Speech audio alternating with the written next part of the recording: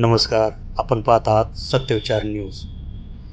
ज्या गावांनी राज्याच्या तिजोरीत कोट्यावधींचा महसूल जमा केला, त्याच म्हाळुंगे गावच्या नशिबी आज नरक यातना आली आहे. चाकण तळेगाव आणि म्हाळुंगे आंबेठाण रस्त्यावर आज सकाळपासूनच पुन्हा एकदा वाहतुकीचा महासंग्राम पाहायला मिळाला. तासनतास एकाच जागेवर अडकून पडलेले चाकरमानी, उशिरा पोचणाऱ्या रुग्णवाहिका आणि इंधनासोबतच वेळेचा होणारा अपव्यय हे चित्र आता म्हाळुंगेकरांच्या पाचवीलाच पोचले आहे. MIDCने मोठ्या कंपन्यांना जागा तर दिली, पण पायाभूत सुविधांचा पत्ता नाही. अरुंद रस्ते आणि त्यात रस्त्याच्या कडेला झालेली प्रचंड अतिक्रमणे यामुळे वाहन चालकांना कसरत करावी लागत आहे. औद्योगिक प्रगतीचा फुगा आता फुटताना दिसतोय, कारण इथला कारभार रस्त्यावरच आपला निखा वेळ घालवत आहे. निवडणुका आल्या की नेत्यांची आश्वासनाची खैरात सुरू होते.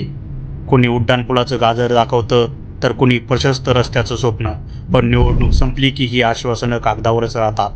केवळ आंदोलनं झाली की प्रशासन तात्पुरती मलमपट्टी करतं आणि जैसे ते परिस्थिती पुन्हा समोर येते. स्थानिक नागरिक संतप्त होऊन विचारत आहे की आम्ही फक्त महसूल द्यायचा आणि प्रशासनाने आम्हाला फक्त वाहतूक कोंडी द्यायची का? आजची परिस्थिती इतकी भयानक आहे की साधी रुग्णवाहिकांना जाण्यासाठी ते रस्ता उरलेला नाही. आता प्रश्न उरतो तो इतकाच की जिल्हा प्रशासन आणि औद्योगिक महामंडळ याकडे गांभीर्याने पाहणार की पुन्हा एकदा नवीन आश्वासनांचे गाजर दाखवणार. म्हाळुंगे आंबेठाण रस्त्याचे रुंदीकरण आणि अतिक्रमणावर हातोडा मारण्याची वेळ आता आली आहे, अन्यथा इथल्या जनभोक्षाचा भडका उडल्याशिवाय राहणार नाही.